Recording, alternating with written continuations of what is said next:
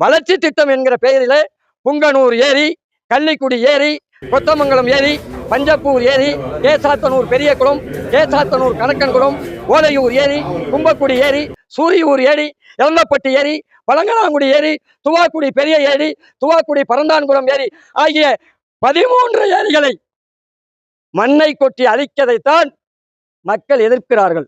நிலத்தடி நீராதாரத்தை நீங்கள் அடியோடு அழித்துவிட்டு எதிர்கால சந்ததியுடைய வாழ்வாரத்தை, விவசாயத்தை சுத்தமாக அழித்துவிட்டு குடிநீர், உணவு பஞ்சத்தை உண்டாக்குவதற்காக மத்திய மாநில அரசுகள் திட்டமிட்டு செயல்படு கூட்டு களவாணித்தனம் செய்து திட்டமிட்டு செயல்படுகின்றது.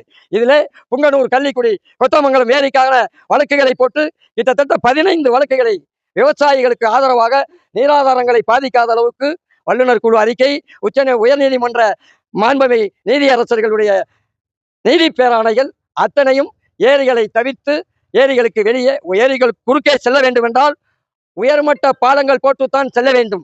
அல்லது சௌரியம் இல்லை என்றால் ஏரிகளுக்கு வெளியே நீங்கள் சாலையை கொண்டு செல்லுங்கள் என்று உத்தரவு போட்டிருக்கின்றது.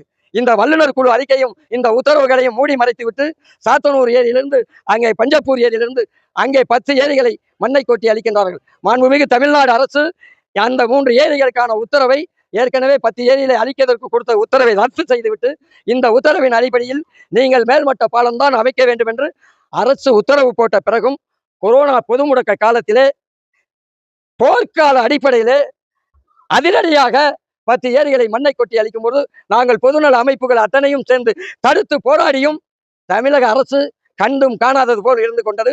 பொதுப்பணித்துறை வேடிக்கை பார்த்தது. மாவட்ட நிர்வாகத்தில் இருக்கின்ற அத்தனை அதிகாரிகளும் வேடிக்கை பார்த்தார்கள். அடுத்த தலைமுறைக்கு உண்ண உணவு, குடிக்க குடிநீர், நிலத்தடி நீர், சுற்றுச்சூழல் பாதுகாப்பு, அனைத்து இனங்களும் ஆடு, மாடு, கோழி, குஞ்சு அத்தனையும் வளர வேண்டும் என்றால் நீராதாரங்கள் வளர வேண்டும். அங்கே 67 டிஎம்சி உச்சநீதிமன்றம் தேக்குவதற்கு உச்சநீதிமன்றம் கர்நாடக அரசு மீண்டும் 67 டிஎம்சி தேக்குவதற்கு உத்தரவு போட்டிருக்கின்றது. அது 93 டிஎம்சி தான் மேட்டூரில் தேக்க முடியும். அதில் இன்னும் 67 டிஎம்சி போய்விட்டால் தமிழ்நாட்டினுடைய கதி என்ன கழுகும்?